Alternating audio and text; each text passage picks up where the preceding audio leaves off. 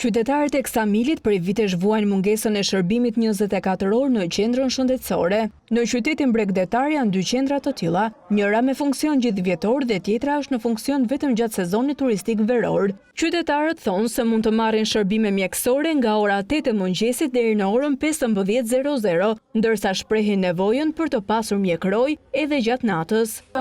Shtim orari tjetër ndryshe edhe tani për sezonin, po edhe për sezonin edhe për dimrin që ne jetojmë këtu 12 muajt e vitit.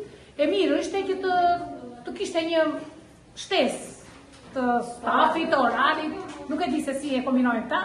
Edhe mirë është tjetu se doj ka pleq, po ku ta marrë flakun në dorë e ta çojë edhe vetë. Mjeku Tajar Lako thotë se qendra shëndetësore e Ksamilit ka infrastrukturën e duhur për të trajtuar edhe rastet urgjente, ndërsa rastet më të komplikuara dërgohen drejt spitalit të Sarandës.